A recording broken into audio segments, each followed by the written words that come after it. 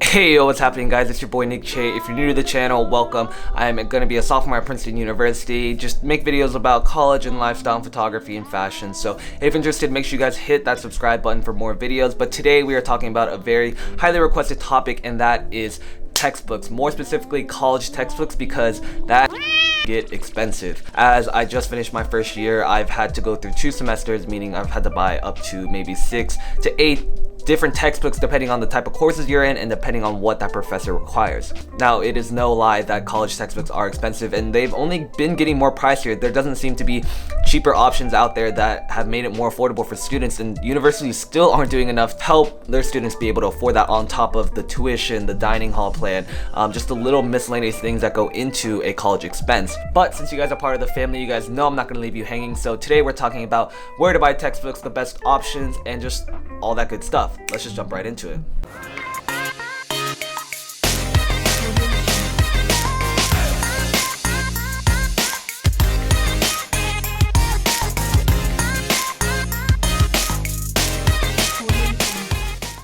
Okay, now there are a couple ways to get textbooks. There are the physical copies, there are ebook copies, and there are rentals. I think those are the most 3 prevalent options on a college campus and the easiest for us as students to afford. Now the first option, physical textbooks. These are by far my least favorite option. Not only are they the most expensive because you have to physically purchase it and then hold on to that for the lifetime, but they're also the most cumbersome. When you have day-to-day college classes, maybe 3 or 4 require a textbook, right? That's going to be 3 extra textbooks in your bag with your laptop, with your notebook, with everything else you're going to need. Not only is that super strenuous for the bag, but it just creates a lot of unnecessary baggage. However, I will say that there are a few benefits of physical textbooks. Not only does it feel good to have an actual book right in front of you where you can quickly flip through the pages, and if it's your own book, you can also annotate it. However, the downside to that is if you annotate it and put your own stuff in, then it gets harder to sell to anyone else. Now, if you do want to purchase a physical copy, there are literally dozens of places to do them.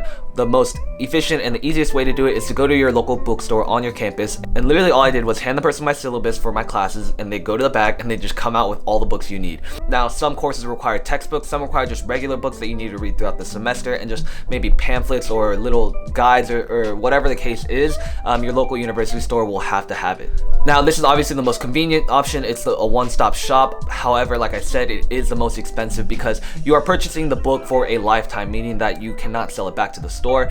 Caveat, some stores do offer buyback programs if you keep it in well condition. However, the price that you're getting is really like a fraction, maybe less than 30 or 40% of what you originally paid. Other options that you can do once you have finished the course is obviously sell it to the underclassmen that are going to be coming in next year. You can post on the Facebook page or just reach out to friends you know, be like, hey, are you taking microeconomics? I have the textbook, I'll sell it to you for 30 bucks. Obviously, you're losing a lot of margins on that, but I mean, take that as you will. Now, my personal preference and the way that I think textbooks should be and that more kids should be moving towards is e-textbooks. Now, I personally did have 1 or 2 e-textbooks last semester, and they seriously changed the game. Not only is it super convenient, but it's so portable, just carrying around my iPad Pro, my Apple Pencil, my Apple Keyboard. That just takes note-taking and reading your textbooks to a whole nother game. Another huge thing is it keeps my backpack so light. Carrying one iPad Pro that has all your textbooks is the move. Now you don't have to go all the way back to your dorm room, switch out your books, and take what you need for your different class, and just, it's a big hassle that I personally don't like to deal with. Now, like I said, these are the most affordable option as you can rent them, but you can also purchase a lifetime, but it's still going to be cheaper than purchasing a physical copy. That's why the sponsor of this video, Red Shelf, is such a great resource for any college student when it comes to purchasing or renting e-textbooks. Red Shelf was founded 7 years ago with the mission of increasing affordability and accessibility of college course materials for all students. Through Red Shelf, students can rent or purchase digital e-textbook at a fraction of the cost of traditional textbooks, saving up to 80%. Additionally, the Red Shelf e-reader mimics the traditional reading experience with study features such as notes, highlights, flashcards, and definitions. Pricing options range depending on whether it's a lifetime purchase or a rental duration. When you look at the e-textbooks on the site, pricing options will show on each product page. Now, as a college student, you are going to be on a budget, and textbooks are not what you want to be spending the majority of your money on. That's why I think renting textbooks is such a convenient option, because you just rent it out for however long your semester is, and then you give it back, and you can do the same thing for your next semester. On top of that, using Red Shelf's e-reader, I've personally used it to go through a few chapters and see how it's like using it, and I personally am a huge fan. It's online like a browser, and you can annotate it, put notes, define vocab words, and just use it as a regular textbook, but you don't have the hassle of writing in it and then not being able to sell it later on. Depending on the publisher, some ebooks are also available for offline downloading, meaning that you can read them on a long car ride or a flight, and you're just being way more productive because you have it offline on an iPad or an e-reader that you can just utilize wherever you are rather than just lugging around 3 to 4 textbooks. If you're interested in Red Shelf, I highly recommend checking them out. I think they're changing the game when it comes to purchasing textbooks for college students, so check out that link in the description for more information. Now, a few final options when it comes to textbooks are, very few and far, but if it works for you, then it works for you, and you just kind of have to go with the flow. Some things I've heard people do are buying textbooks together and splitting it, kind of like divorced parents, like seeing it half the week and giving it to your friend the other half. I don't personally know how that works, and I would not recommend it because you do not know how many late nights you're going to be up needing the textbook, and you don't want to get a text from your friend saying, yo, where you at? I need to borrow the textbook.